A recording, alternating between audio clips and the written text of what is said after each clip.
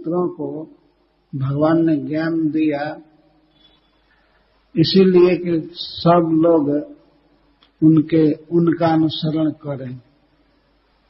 जनता को सिखाने के लिए उपदेश दिए और अब स्वयं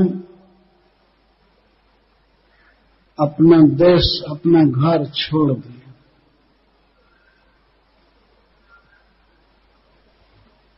तो सुखदेव गोस्वामी कहते हैं कि भावने एवं अभी जब अपने घर पर थे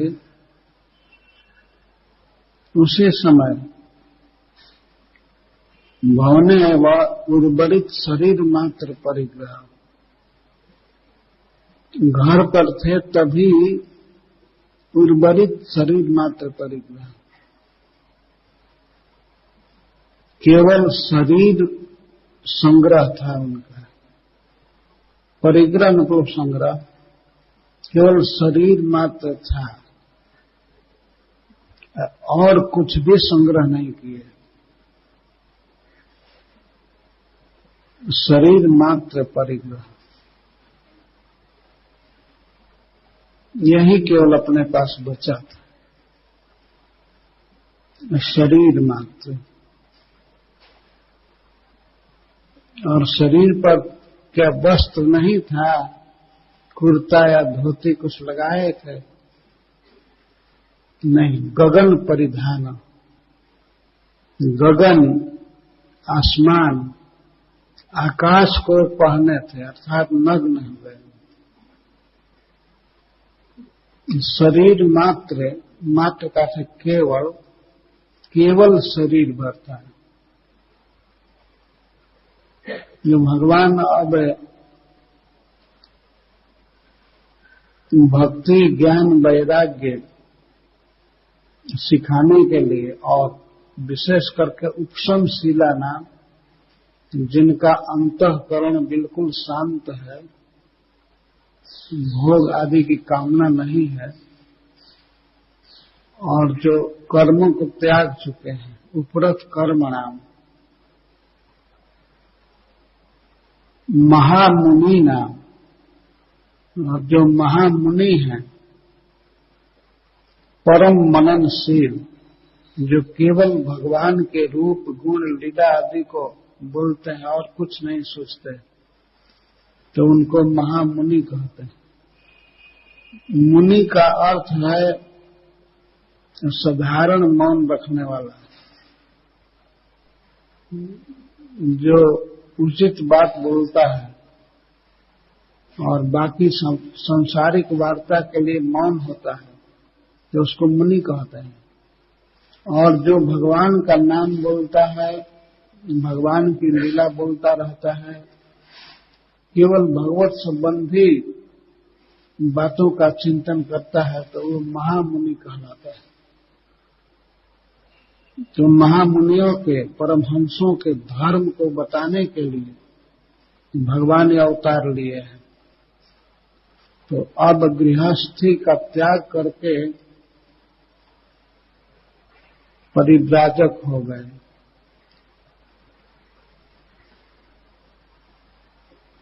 परमहंस धर्मम उपशिक्षमाण, परमहंस आश्रम के धर्म को सिखाने के लिए, सिखाते हुए, इसका अर्थ है जिसमें भक्ति ज्ञान वैराग्य मुख्य है। परमहंस आश्रम संन्यास की चरम अवस्था को कहते हैं। परम का अर्थ है अंतिम, और हंस का अर्थ होता है हंस। परमहंस वो है जो इस प्राकृत जगत को त्याग देता है और भगवान के नाम गुण लीला आदि को ग्रहण करता है। जिस प्रकार पानी में मिले हुए दूध को हंस ग्रहण कर लेता है और पानी छोड़ देता है, पानी में मिले हुए दूध को ग्रहण करने की शक्ति होती है। तो ऐसे जीव को, जलचर जीव को पक्षी कहते हैं, हंस कहते हैं। इस संसार को भगवान ने सब प्रकार की वस्तुओं से रचा है। जड़ चेतन गुण दोषमय विश्व किन्ह करतार। इस जगत में जड़ भी है, चेतन भी है, जैसे जीवात्मा, और जड़ शरीर है। इसी संसार में भगवान ने गुण दोष की रचना की है। इसी संसार में खल भी हैं, दुष्ट भी हैं और सज्जन भी हैं। इसी संसार में भांग भी है और तुलसी भी है। तो जो तुलसी को ग्रहण करते हैं और ये भांग बीड़ी सीढ़ी छोड़ देते हैं, उनको हंस कहते हैं। तो इस प्रकार से जो दोषों का त्याग कर देता है और भगवान के नाम को ग्रहण करता है, भगवान के रूप को, उसको परमहंस कहते हैं। तो परमहंसों का क्या कर्तव्य है, इसकी शिक्षा देने के लिए भगवान परमहंस आश्रम को स्वीकार किए। भगवान ऋषभ देव को कोई आवश्यकता नहीं है कि वे सन्यासी बने, लेकिन अन्य सन्यासियों को शिक्षा देने के लिए, भक्ति सिखाने के लिए, ज्ञान देने के लिए और वैराग्य की शिक्षा, भक्ति ज्ञान वैराग्य लक्षणम, भक्ति ज्ञान और वैराग्य की शिक्षा देने के लिए, परमहंस आश्रम के धर्म की शिक्षा देने के लिए तो भगवान ने गृहस्थी का त्याग किया।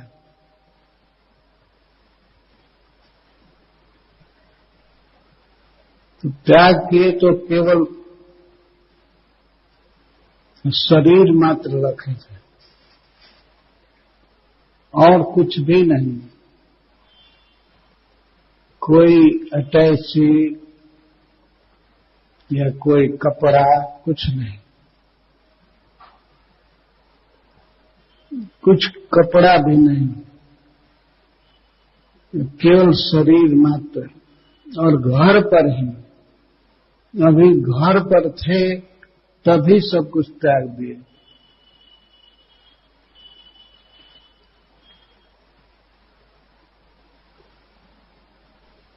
ये बहुत बड़ा त्याग है। घर पर भवने एवं उर्वरित शरीर मात्र परिग्रह। घर पर थे तो शरीर मात्र, शरीर केवल रखे थे, कोई वस्त्र नहीं, कोई बर्तन नहीं,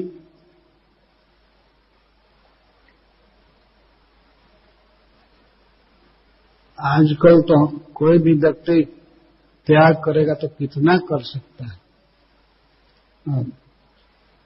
धूप लग रही हो, बहुत गर्मी है तो जूता कम से कम लगा लेगा। ये शरीर मात्र संग्रह नहीं है। जूता एक फालतू चीज है। जूता लगा लेना, टोपी लगा लेना, कुर्ता लगा लेना, जैकेट लगा लेना, ये अधिक हो गया है। भगवान शिक्षा दे रहे हैं और श्रील प्रभुपाद जी कहते हैं कि भगवान विशेष करके परमहंसों को, सन्यासियों को शिक्षा दे रहे हैं। तो शरीर भी भार है आत्मा के लिए, लेकिन शरीर मात्र संग्रह रख सकता है। भगवान ने केवल शरीर रखा, गगन परिधान। तो प्रश्न होता है कि ये पहनते क्या थे? तो आकाश पहनते थे, इसका मतलब नग्न रहते थे। नग्न। भगवान ऋषभ देव के इस आचरण को कुछ मूर्ख लोग धारण करते हैं। इनका आचरण पूरा ग्रहण करने लायक नहीं है, सुनने लायक है, कीर्तन करने लायक है, लेकिन अनुकरण करने लायक नहीं है।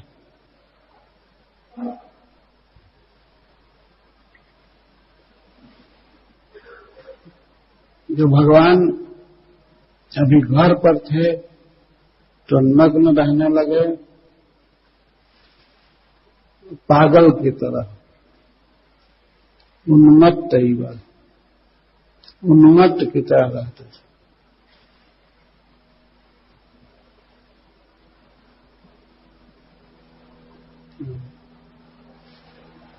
प्रकीर्ण केशव, बाल संवारते नहीं थे, बाल बिखरे रहते थे। ऐसा लगता था कि इनका भूत पीछा कर रहा है, भूत लग गया है। गृहीत मौन व्रत, और चुप रहने का, नहीं बोलने का व्रत ले लिए। कोई व्यक्ति कुछ भी पूछता था तो बोलते नहीं थे। कहाँ जा रहे हैं, आपको भूख लगी है क्या, तो कुछ भी बोलते नहीं थे।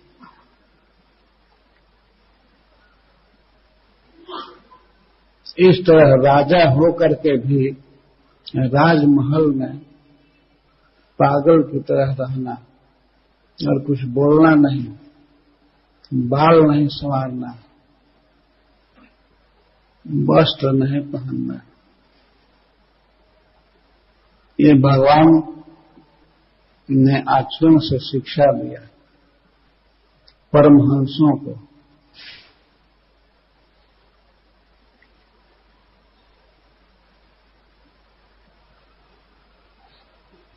और घर से निकल गए। कई लोग पूछते थे, मंत्री, अपने स्वजन, कहाँ जाएंगे, कहाँ जाए, केवल एड्रेस बता दीजिए। नहीं, कुछ बोलते ही नहीं थे। कहाँ जाएंगे, क्या करेंगे,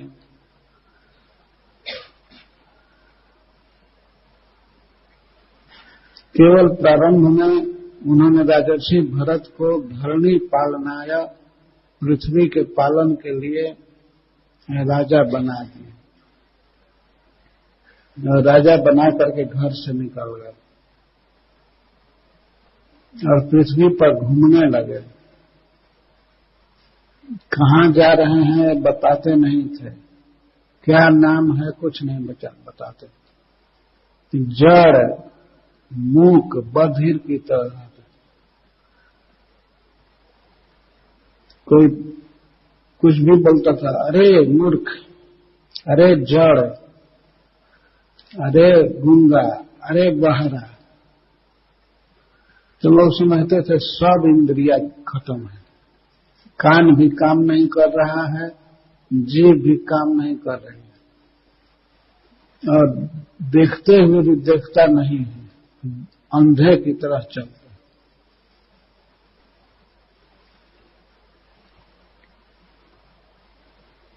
तो आंख होते हुए भी दृष्टि शक्ति पूरी है, फिर भी भगवान अंधे की तरह चलते थे, अंधे की तरह, बहरे की तरह, मूक की तरह।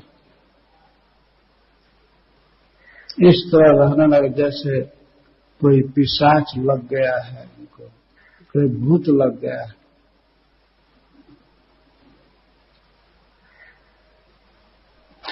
जब घूमना प्रारंभ किए तो तत्र तत्र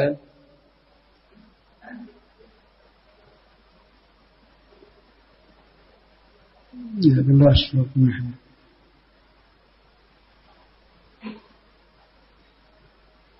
पूरे ग्राम आकर खेत खरवट बाटी शिविर ब्रज घोष ये घूमने लगे। घूमने में कभी कोई बहुत बड़ा नगर पड़ता था तो नगर में भी जाते थे, और गांव कहते हैं बाजारहीन बस्ती, जहां कोई मार्केट न हो, बाजार न हो, तो उसको गांव कहा जाता है। आकर और बहुत सी खाने जहां तहां थी तो उन खानों में जाते थे।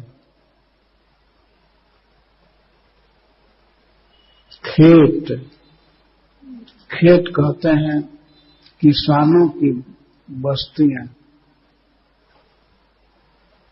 खेती करने वाले लोगों के बीच चले जाते थे। और खरवट कहते हैं जो पर्वत के प्रांत में नीचे गांव रहते हैं। पर्वत के मूल प्रदेश में जो गांव बसे रहते हैं वो खरवट कहलाते हैं। तो भगवान ऋषभदेव चले जाते थे खरवट, और शिविर सेना की छावनियां जहां तहां रहती थी तो वहां भी चले जाते थे।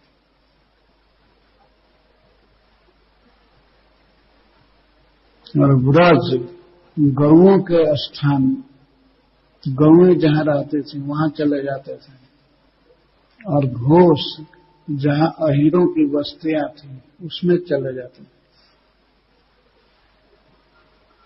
सार्थ, और कभी कभी कोई यात्रा निकलती थी, यात्रियों के झुंड में हो जाते थे।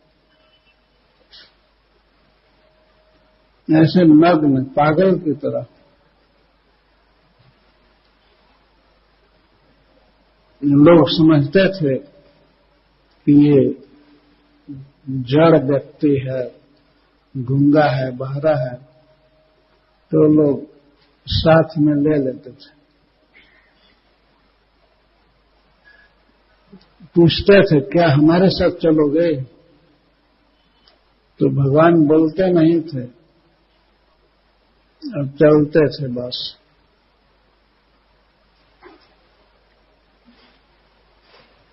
यात्राएं कभी कभी निकलती है ना, जैसे ब्रज में निकलती है, मायापुर में निकलती है, तो यात्रा में ऐसे अकस्मात आ जाते थे।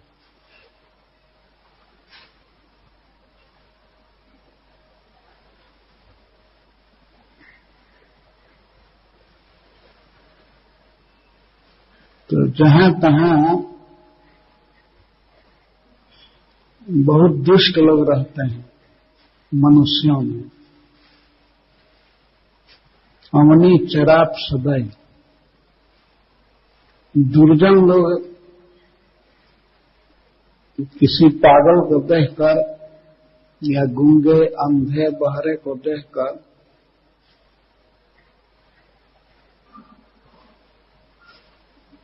उसे तंग करते हैं।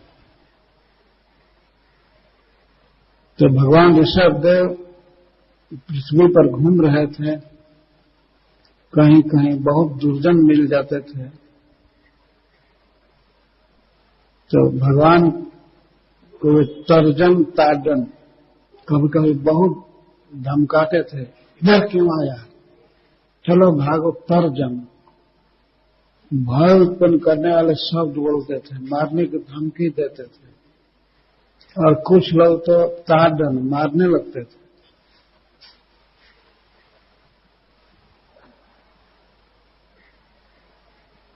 तो छड़ी से, बेंत से या किसी चीज से मारने लगते थे, इधर क्यों आया, ये पागल आ गया, नंग धनंग ऐसे क्यों आ गया।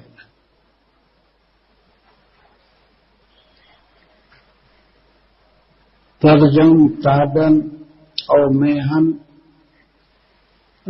कभी कभी तो दुष्ट लोग खड़े खड़े पेशाब कर देते थे भगवान ऋषभदेव पर। और मेहन कई लोग निकट आने से बहुत घबराते थे, ये पागल है, बहुत गंदा है, तो लोग दूर से पत्थर मारते थे भगवान को, ग्राव पत्थर मारते थे। और कुछ लोग मल उठाकर फेंक देते थे भगवान पर, सक्रिय, और कुछ रजह प्रक्षेप, और धूल उठाकर फेंकते थे, मल उठाकर फेंकते थे।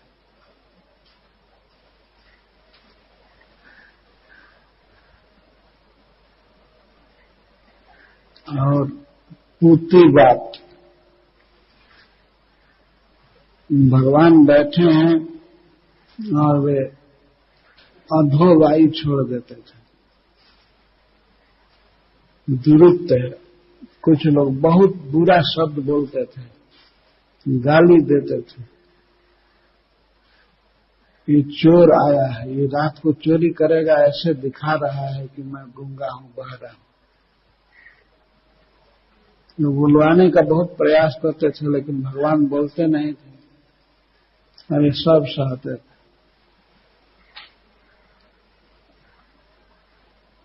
भगवान ऋषभदेव का शरीर आध्यात्मिक शरीर है, चिन्मय, इसलिए शरीर में उनकी आत्म बुद्धि नहीं थी, जैसे अन्य मनुष्यों की होती है कि मैं यह देह हूं और देह से संबंधी पदार्थ मेरे हैं। ऐसी बुद्धि भगवान की नहीं थी। जब देह में अहम बुद्धि नहीं है और मम बुद्धि नहीं है, तो वे इस प्रकार के कार्यों से अविखंडित मना है। भगवान का मन कभी क्षुब्ध नहीं होता था।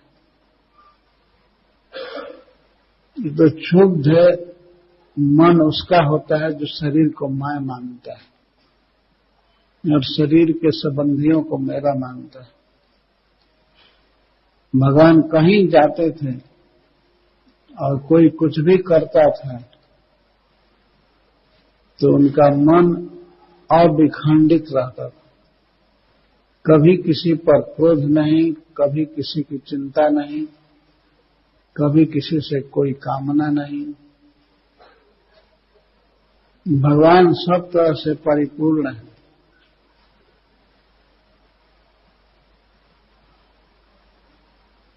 इस तरह जिन पर धूली फेंका जा रहा है, गाली दिया जा रहा है और पत्थर फेंका जा रहा है, फिर भी भगवान का मन अविखंडित रहता था।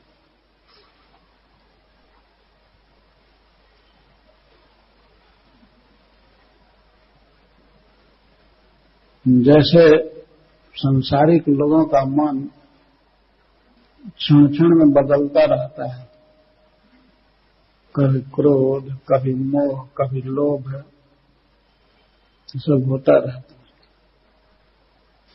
कभी निद्रा आ जाती है, कभी कुछ होता है, लेकिन भगवान का मन एक समान था। उनमें मन और शरीर का कोई भेद नहीं है। ये तो केवल अन्य परमहंसों को ऐसा होना चाहिए, इसके लिए सुखदेव गोस्वामी कह रहे हैं।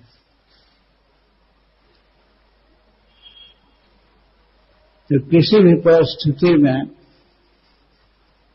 भगवान शांत रहते थे और परमहंसों को शिक्षा दे रहे थे कि इस तरह से सांसारिक स्थितियों से घबराना नहीं चाहिए। ये होता रहता है, कभी भोजन न मिले और फिर भी मन उद्विग्न न हो,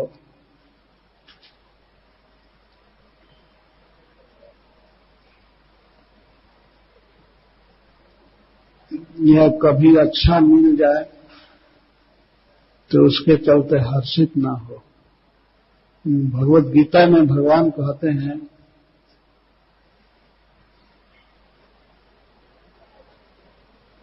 कि हमारा भक्त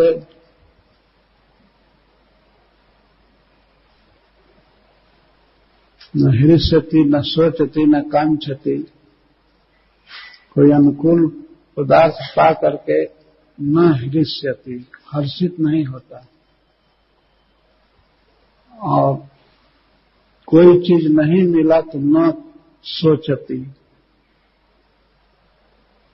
और न और चीज के लिए कांक्षती, कांक्षा नहीं करता। कुछ मन के विपरीत हो गया तो न सोचती, शोक नहीं करता।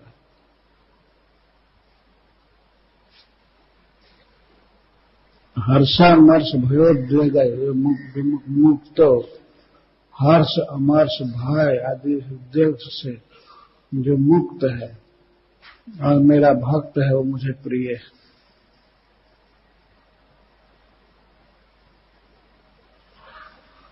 परमहंस भक्तों के कर्तव्य को भगवान सिखा रहे हैं।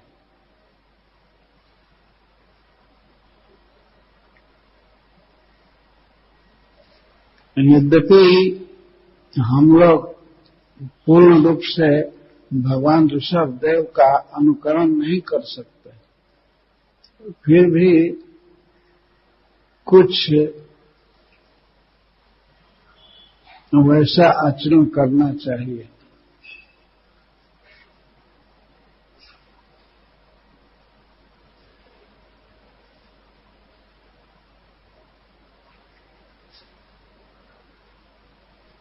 तो ऐसा करते करते,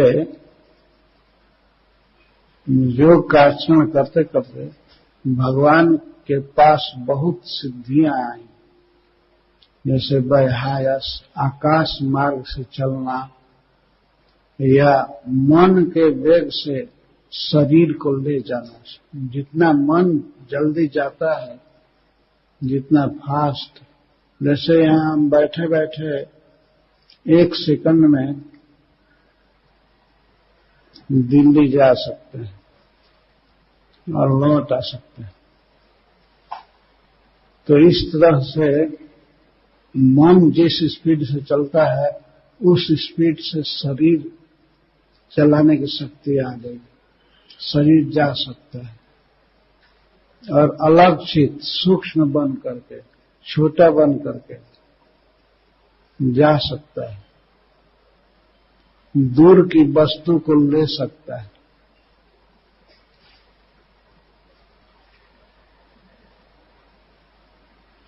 इसको दूर ग्रहण सिद्धि कहते हैं।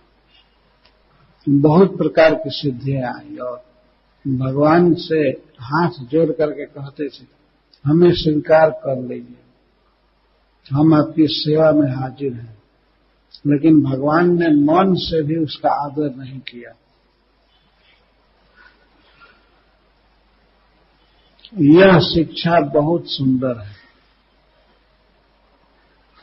योग सिद्धि मिलती रहती है, चाहे भक्ति योग हो, चाहे ज्ञान योग या कर्म योग, सब जगह सिद्धियां मिलती हैं। भक्तों को भी सावधान रहना चाहिए। भक्ति करने से कुछ सिद्धियां अपने आप मिलती हैं, जैसे छोटी छोटी सिद्धि। कुछ लोग प्रणाम करने लगते हैं, ये भी योग सिद्धि है। लोग समझते हैं कि साधु हैं, सन्यासी हैं, तो प्रणाम करने लगते हैं। तो प्रणाम स्वीकार नहीं करना चाहिए, मन से भी स्वीकार नहीं करना चाहिए, और शरीर से तो स्वीकार क्यों करेंगे।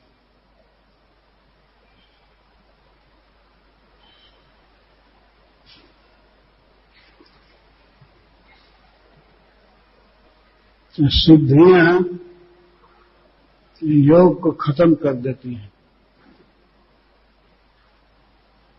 बहुत पैसा मिलना है भी एक सिद्धि है।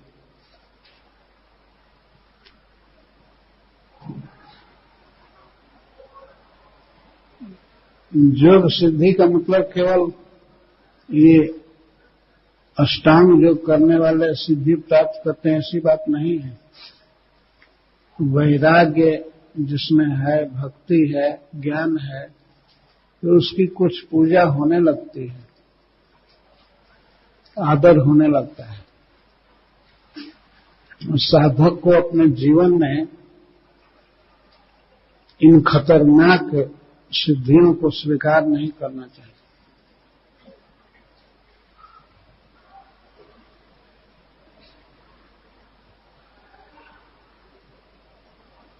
नहीं तो भक्ति में मन नहीं लगता है, फिर उन्हीं सफलताओं में मन आविष्ट हो जाता है।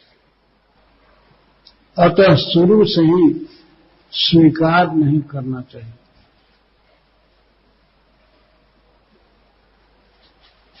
कोई मान देता है, मान देने वाला तो लाभ में हो जाता है। प्रणाम करने वाला साधु महात्मा को हमेशा लाभ में रहता है। वो प्रणाम करेगा, उसको कुछ आशीर्वाद मिलता है। लेकिन जिसको प्रणाम किया जाता है उसको हमेशा हानि है, उसको कोई लाभ नहीं। इसीलिए प्रणाम आदि को स्वीकार नहीं करना चाहिए, शरीर से और मन से भी। मन में कभी कामना नहीं होनी चाहिए कि हमको लोग प्रणाम करें। अगर एक कामना हो गई तो कहां कहां प्रणाम करेंगे लोग, मन विखंडित होगा ही।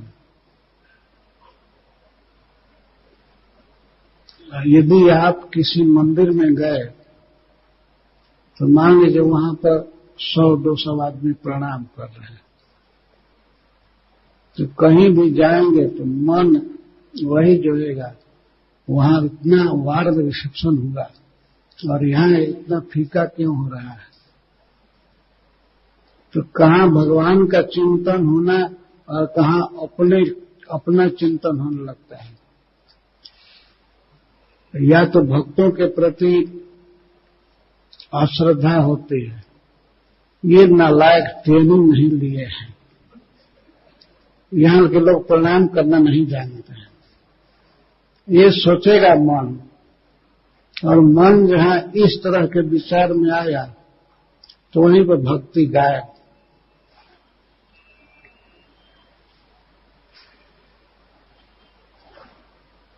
इसीलिए भगवान ने कहा है अमानिना मान देना।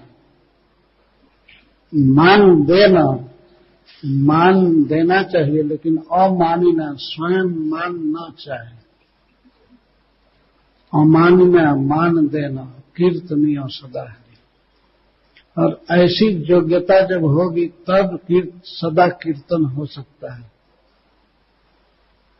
सदा कीर्तन के लिए अमानी होना जरूरी है और मान देना दूसरों को, लेकिन स्वयं मान न चाहना। भक्ति करने पर तो मान मिलेगा ही, लेकिन मान को स्वीकार नहीं करना। भगवान ऋषभदेव के पास बहुत बड़ी बड़ी सिद्धियां आई, कहते थे हमें स्वीकार कर लीजिए, हमको धन्य कीजिए, लेकिन भगवान ने मन से भी उनको स्वीकार नहीं किया।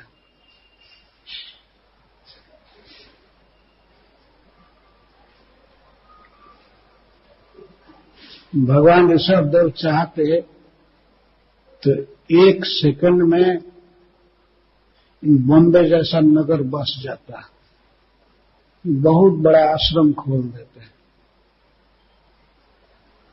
लेकिन उन्होंने नहीं स्वीकार किया। 6वें अध्याय के शुरू में महाराज परीक्षित कहते हैं कि भगवान तो सर्वसमर्थ है, सिद्धियां उनका क्या बिगाड़ सकते थे, उन्होंने क्यों नहीं स्वीकार किया। इसी का उत्तर सुखदेव गोस्वामी दिए हैं 6वें अध्याय में।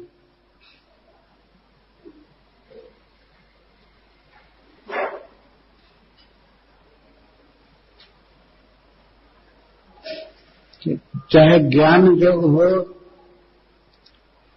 या भक्ति योग, किसी भी क्षेत्र में कोई पुरुष यदि उन्नति करेगा तो उसको सिद्धियां मिलेंगी।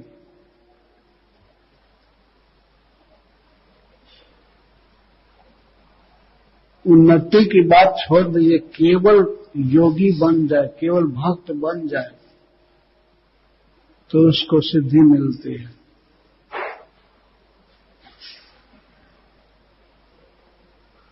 ये भी सिद्धि है ना कि लोग खिलाने के लिए बुलाते हैं।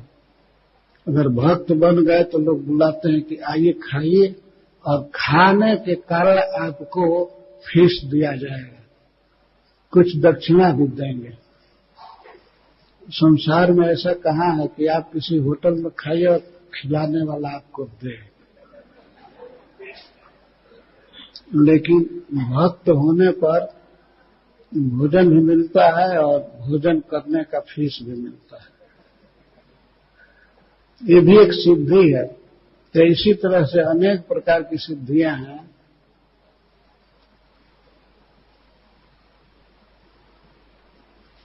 पर योगी को चाहिए कि इन सिद्धियों को ठुकराया करे, स्वीकार नहीं करे।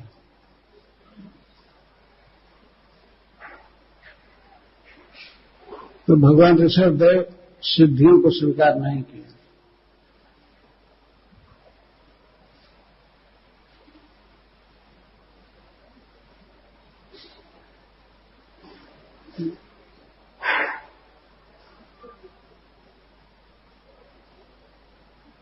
महाराज परीक्षित बोलते क्यों नहीं स्वीकार किए, उनका क्या बिगड़ रहा था?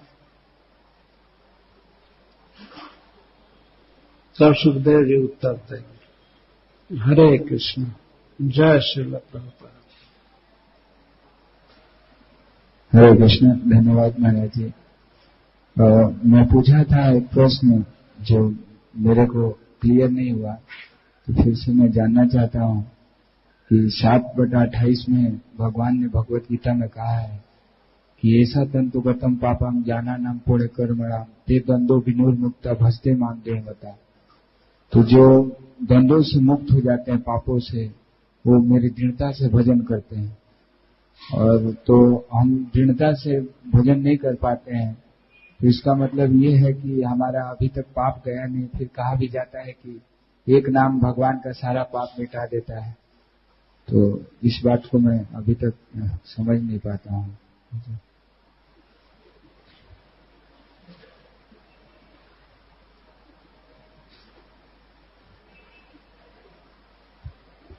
जेहं त्वंत गतम पापम जनानम पुण्य कर्मणा ते द्वंद्व मोह निर्मुक्ता भजनते नाम। जुड़ा होता है। सत्य है कि भगवान का एक नाम सुनने से या बोलने से सारे पाप नष्ट हो जाते हैं।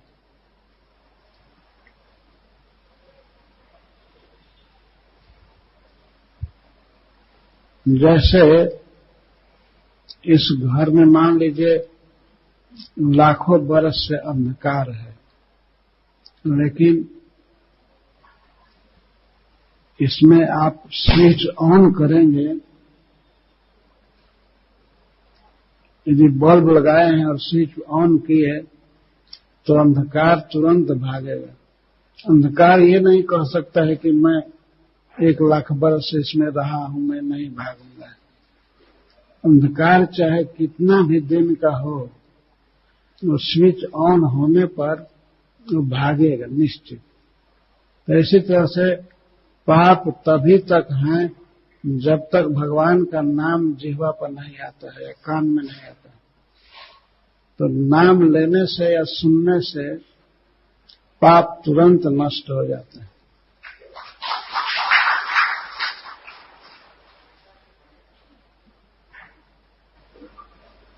जो दृढ़ता से भगवान ने बताया दृढ़ होकर भजन करते हैं कभी, तो हमारे ऐसा क्यों नहीं होता है फिर?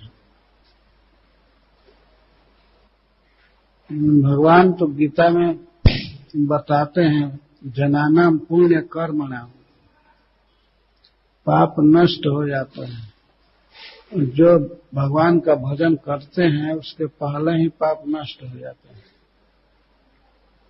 अगर पाप रहेगा तो नाम का उच्चारण नहीं हो पाएगा। पाप नष्ट हो गया है, इसी से नाम का उच्चारण होता है। जिसमें बहुत पाप है उसके द्वारा नाम का उच्चारण नहीं हो सकता है।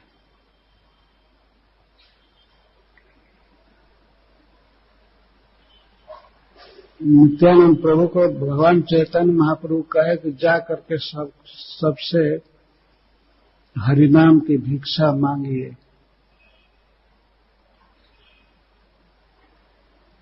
और एक समय हरिदास ठाकुर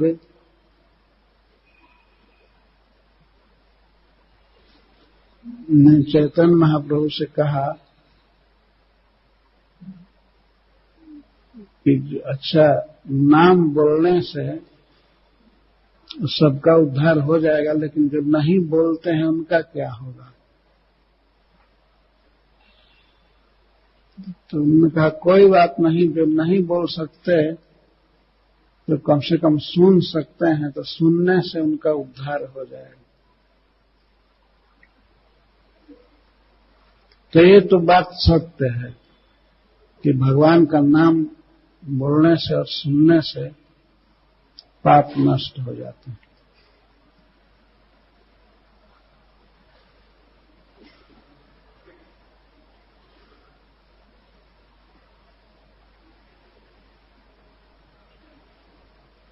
कृष्णा, हरे कृष्ण। अपने 3 शरीर है, आध्यात्मिक शरीर, सूक्ष्म शरीर और स्थूल शरीर। तो अपने अच्छे और बुरे कर्म ये तीनों शरीर में से कहाँ जमा होते हैं ताकि वो आगे जाके प्रकट होते हैं? अच्छे कर्मों का फल, बुरे कर्मों का फल, तो कहीं ना कहीं तो उसका संग्रह होता होगा जो भी हम कर रहे हैं। सब सूक्ष्म शरीर में रहते हैं। सूक्ष्म शरीर कर्मों से बना है, कर्म का पुंज है।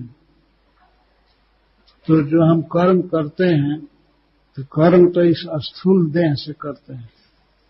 ये शरीर यहाँ मर जाता है, खत्म हो जाता है, लेकिन वो कर्म से बना हुआ सूक्ष्म शरीर जो मुख्य रूप से मन, बुद्धि, अहंकार से बना है वो रहता है।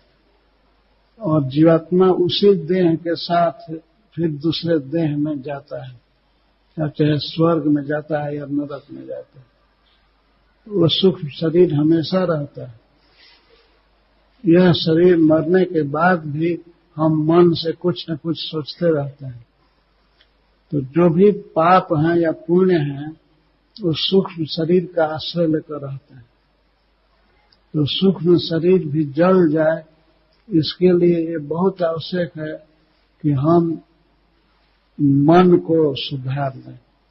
मन से हमेशा ये चिंतन करें कि हम कृष्ण के हैं, हम भगवान के हैं, उनका रूप, उनका नाम, उनका गुण हमेशा हमारे मन में रहे, तो मन शुद्ध हो जाता है। मन शुद्ध होने का आशय है समस्त कर्म फल जल जाते हैं। धन्यवाद।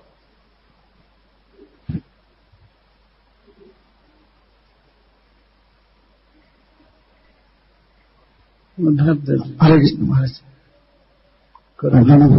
बढ़िया लगता है महाराज। जैसे ऋषभ देव ऐसे भेष धारण किए है तो भगवान है, लेकिन भगवान में होने के नाते भगवान का काम है कि जीव को उद्धार करना चाहिए, लेकिन वो ऐसे आचरण किए जैसे कि जीव उनके प्रति द्वेष करने लगे, उनको पाप लगेगा।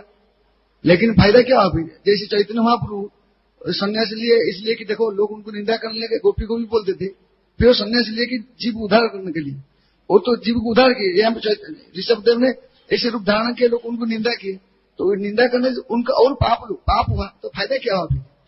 तो यहाँ पे चैतन्य महाप्रभु जी से सब घर घर छोड़ के सन्यासी लिए लोग, गोपी को भी बोल देते सन्यासी लिए लोगों को उद्धार करेंगे। तो वो दोनों में थोड़ा फर्क है, थोड़ा बताइए, समझ नहीं पाए हम लोग। भगवान परमहंसों का धर्म सिखाए, इससे भक्तों का बहुत उपकार हुआ, और जब तक ये सब लीलाएं रहेंगी तब तक भक्त सीखते रहेंगे। ये बहुत बड़ा उपकार है। और कुछ अगर तिरस्कार किए भगवान का तो वे पाप के भागी नहीं हुए, क्योंकि भगवान प्रकट थे, उनके दर्शन से भी लोगों का कल्याण हुआ। और कुछ दुर्व्यवहार किया लोगों ने, तो उसको तो भगवान ने कोई ग्रहण नहीं किया। उनका स्पिरिचुअल शरीर था, इसलिए अविखंडित मना सुखदेव गोस्वामी कह रहे हैं। सुखदेव गोस्वामी कथा कहकर के अंत में भगवान ऋषभ देव को प्रणाम करते हैं और कहते हैं कि जगत अज्ञान के अंधकार में था, लेकिन भगवान ने बहुत बड़ा उपकार किया। सूत गोस्वामी भी कहते हैं, अष्टमी मेरु दिव्याम तु नाभिर जात उरुक्रमा दर्शन वर्त्म धीराणाम सर्वसम नमस्कृतम। भगवान ने धीर पुरुषों के आचरण को सिखाया, दिखाया। तो जो भी वक्ता हैं, सुखदेव गोस्वामी या श्रील प्रभुपाद, ये तो यही कहते हैं कि बहुत उपकार का काम हुआ, बहुत भगवान ने लाभ दिया है। अगर भगवान यहाँ भोगी बनते, भोग भोगते संसार का, तो ये अनिष्ट है। लेकिन भगवान ने सिखाया कि संसार से अनासक्त होना चाहिए, सिद्धियों के चक्कर में नहीं पड़ना चाहिए, और मान अपमान आदि में सम रहना चाहिए। जो गीता में बोले हैं भगवान, उसी को उन्होंने सिखाया। और गीता में चाहे भक्ति योग हो या सांख्य योग या कर्म योग, सब जगह ये सब गुण बताए हैं। और ऐसा नहीं सोचना चाहिए कि ये भगवान ने ऐसा किया, पाप लगा उनको या लोगों को पाप लगा, नहीं।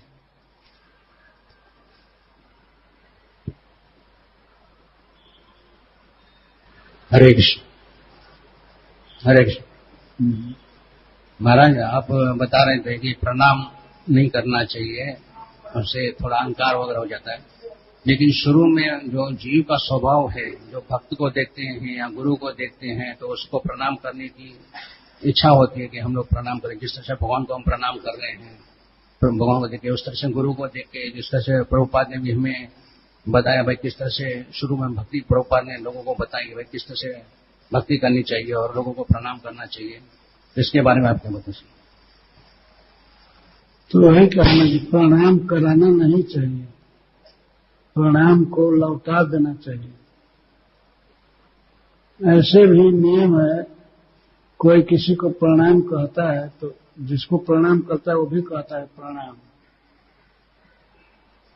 प्रणाम तो प्रणाम, वो भी लौटाना हुआ।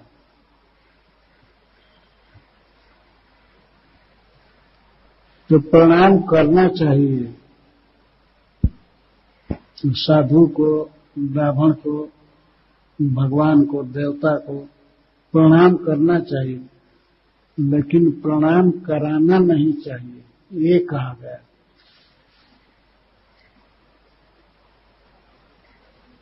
महाराज, कौन बोल रहे हैं?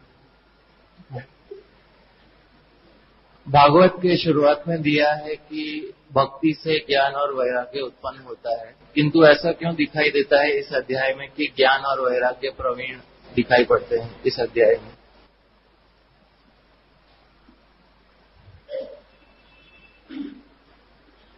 भक्ति, ज्ञान, वैराग्य, तीन कहानी।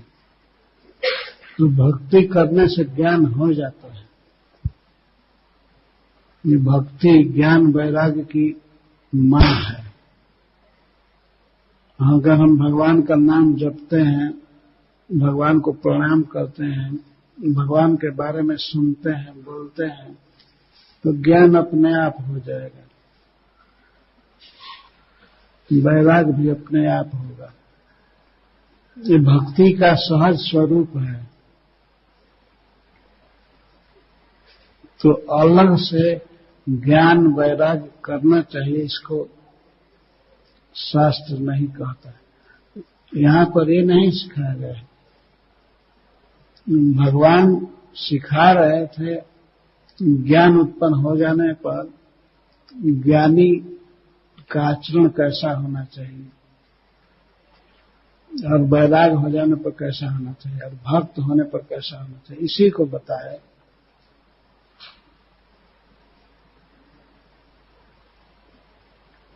महाराज जी आपने कहा कि जो गृहस्थ जीवन है इसमें जो सिद्धि है यही है कि धन की प्राप्ति। तो मान लीजिए कोई भक्ति कर रहा है और धीरे धीरे उसको धन की प्राप्ति होती है, तो वो किस तरह से स्वीकारे और किस तरह से उसको ठुकराए?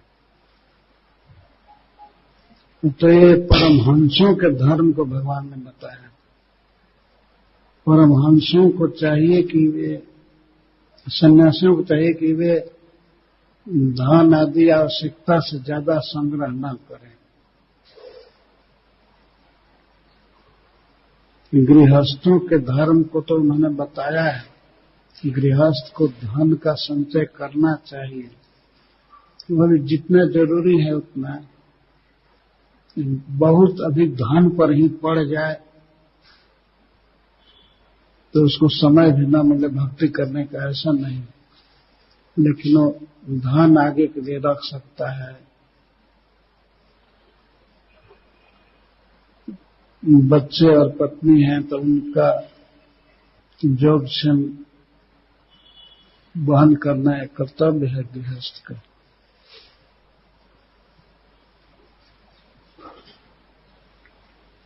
तो मैं ये तो नहीं कहा कि गृहस्थों को केवल शरीर मात्र रखना चाहिए और कुछ नहीं।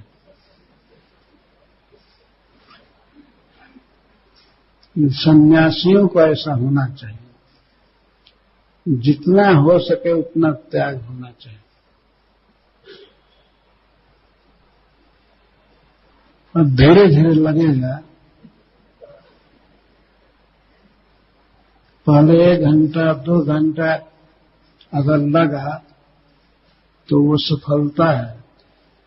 यदि मान लीजिए आप 1 घंटा जप किए तो 1 घंटे तक जिह्वा इंगेज रहे भगवान का नाम लेने में और शरीर प्रणाम करने में रहा, तो घंटा घंटा मिला करके ही सप्ताह बनेगा, फिर महीना बनेगा और कई महीना मिला करके वर्ष बनता है। तो पहले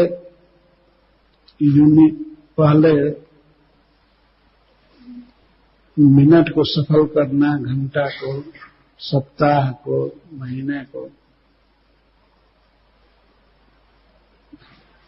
तो अगर 1 घंटा ठीक कर रहे हैं तब 24 घंटा भी कर सकते हैं।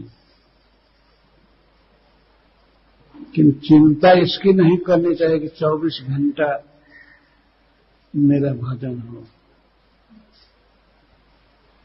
जो नियम बनाया गया है, जैसे मंदिर का नियम है, इतने बजे उठ जाना है, तो और 1 घंटा जप करना है या भगवान को देखना है, दर्शन करना है। तो यदि आप 5 मिनट भी भगवान को देखें खूब ध्यान से, तो धीरे धीरे वो मिनट बढ़ जाता है। जैसे आपने देखा होगा गांव में एक आग कायम रखने के लिए लोग अंगीठी रखते हैं और आग थोड़ी रहती है, फिर उसको धीरे धीरे बढ़ा करके तेज करते हैं। तो आग होनी चाहिए, आग है तो बढ़ सकती है। और थोड़ा भजन कर रहे हैं नियम से, नियम पालन कर रहे हैं तो अच्छा है, लेकिन अनुराग से नियम पालन करना चाहिए। भगवान का दर्शन, प्रणाम, जप, तब एक दिन बढ़ते बढ़ते लालसा बढ़ जाएगी,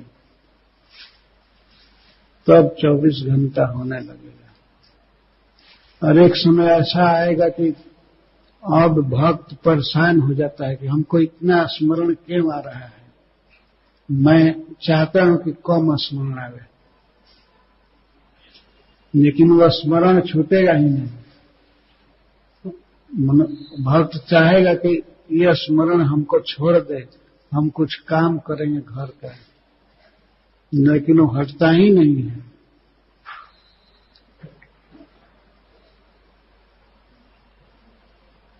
ए छारा रसना मोर हैल की बाम, जार नाम न लैबो लय तार नाम। ब्रज की गोपी कह रही है कि हमारी जीभ हमारे विपरीत हो गई है। देखो, मैं चाहती हूं कि मैं कृष्ण का नाम न लूं, लेकिन ये कृष्ण का ही नाम बोलती रहती है। अब क्या करूं? जार नाम न लैबो लय तार नाम। तो वो तो अवस्था बहुत दूर है।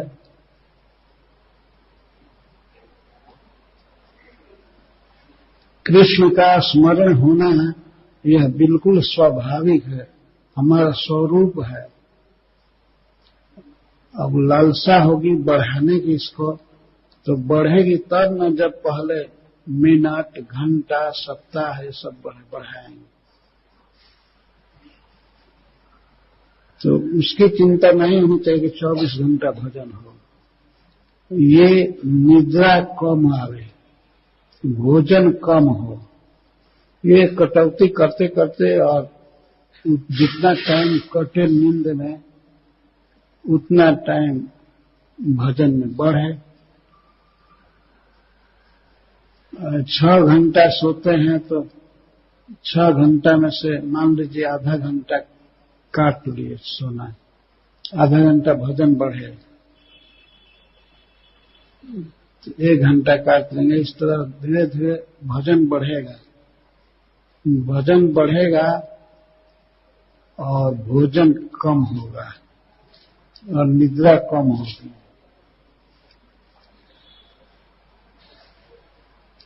इस तरह स्टेप बाय स्टेप आप ये सोचते हैं कि हम छत पर कैसे चढ़ जाएं, तो चढ़ेंगे तो पहले स्टेप से थोड़ा थोड़ा ना, और थोड़ा थोड़ा चढ़ते चढ़ते बहुत चढ़ जाएंगे। यही विधि है।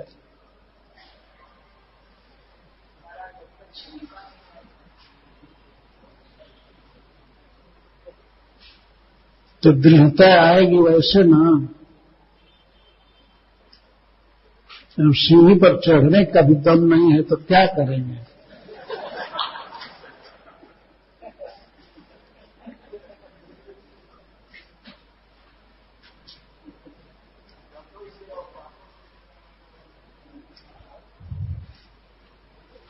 हाँ, वो तो है, लेकिन सब मिला करके आलस्य से मन नहीं लगता है। कहीं न कहीं तो मन लगता ही है।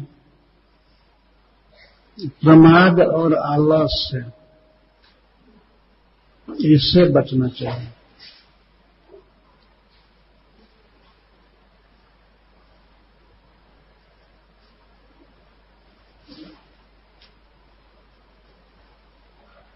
पाप पहले का हो गया है कि उसके वेग को भी कम करने के लिए जरूरी है थोड़ा थोड़ा भजन।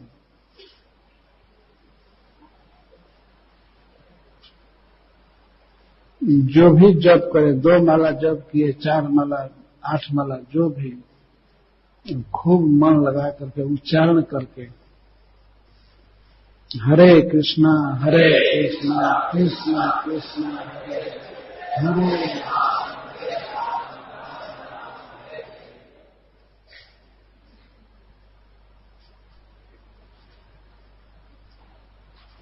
तो दृढ़ावर्ता का ये अर्थ है कि जो भी भक्ति कर रहे हैं उसको अच्छी प्रकार से करें। नाम जप करना है तो नाम जप में जो जितना स्वर रहना चाहिए, जितना ऊंचा बोलना है उतना बोलना, जितना कंटिन्यूअस। जप के समय में कभी फोन मत उठाइए, फोन सुनिए मत, या किसी से बातचीत नहीं। पहले इसके लिए चिंता होनी चाहिए कि हमारा जप अच्छा से कैसे होगा।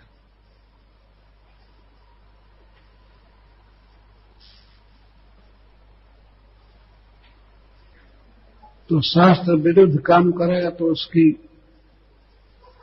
दुर्गति होगी, नरक आदि मिलेगा। खुद भगवान ने जो आचरण किया है उसका कोई अनुगमन करता, अनुकरण करता है तो उसे भी नरक की प्राप्ति होती है। अब भगवान ऋषभ देव को देखा देखी धोती खोल करके और घूमना चालू करे तो लोग मारेंगे कि नहीं? ढेला मारेंगे, थूकेंगे, कहां से आ गए हैं। ऐसे लोग कभी कभी देखे जाते घूमते हुए, तो वो सब नरक में जाएंगे निश्चित। ऐसा सुखदेव गोस्वामी कहते हैं।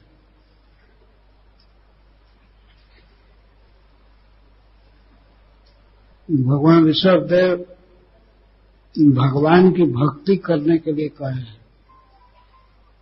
ये उपदेश में यह नहीं कहे कि हमारे समान तुम भी रोड में और मार्केट में घुमा करो। भक्तों में ही वास्तव में परमहंस होते। परमहंस बिना भक्त हुए नहीं हो सकता। लेकिन कभी कभी भक्त को योगी कह दिया जाता है।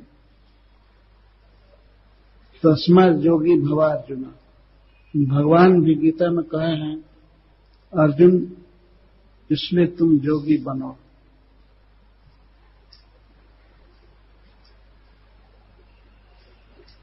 तो आपका मैं प्रश्न समझा नहीं ठीक से। भक्त लोग तो अपने में दास टाइटल लिखते हैं, परमहंस से सब कभी नहीं लिखते। सबसे बड़ी पदवी है दास। सबसे ऊंची पदवी है दास। भगवान का नाम और उसके बाद दास। तो भगवान का दास, यही हमारी ऊंचाई है।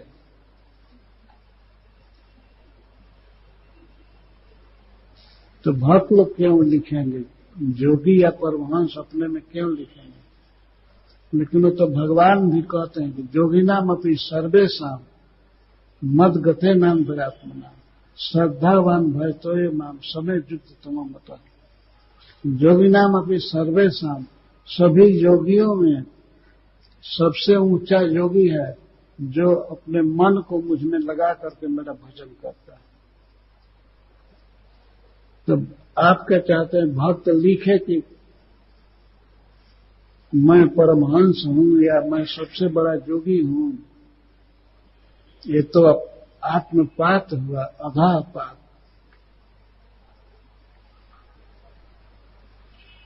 एक बार नारद जी ने पूछा अपने पिताजी से, ब्रह्मा जी से, कि आप किसका ध्यान करते हैं? आपको तो लोग जगत गुरु कहते हैं, आप ब्रह्मा जी बनाने वाले हैं विश्व को। तो ब्रह्मा जी ऐसे कहने वाले लोगों को गाली देते हैं, कहते हैं भगवान की माया को नमस्कार है, जिनकी माया से मोहित होकर के लोग मुझे जगत गुरु कहते हैं। ब्रह्मा जी भी जगत गुरु टाइटल स्वीकार नहीं करते। ब्रह्मा जी जबकि भगवान के डायरेक्ट पुत्र हैं, शिष्य हैं, लेकिन जगत गुरु वे अपने नाम में नहीं लगाते हैं। कृष्णम वंदे जगत गुरु, जगत गुरु तो केवल कृष्ण हैं। और ये सब टाइटल परमहंस या वीतराग या संत शिरोमणि, ये सब पाखंडियों के टाइटल हैं।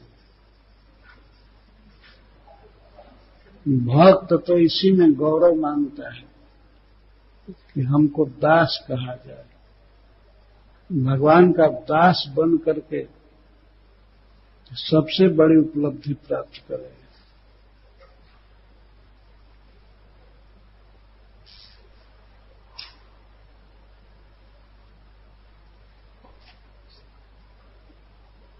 जमराज जी भी इस टाइटल से डरते हैं। जम डर प्यो जब दास कहाए, मदन गोपाल शरण तेरी आए।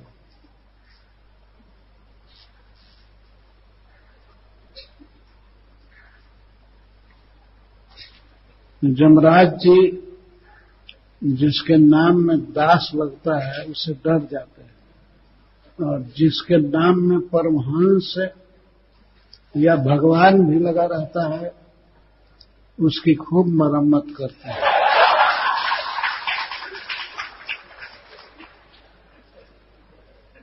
खूब मरवाते हैं अपने दूतों से, कहते हैं इस साले को मारो। भगवान बनता था, परमहंस बनता था, भगवान की भक्ति नहीं किया तो खूब पिटवाते हैं।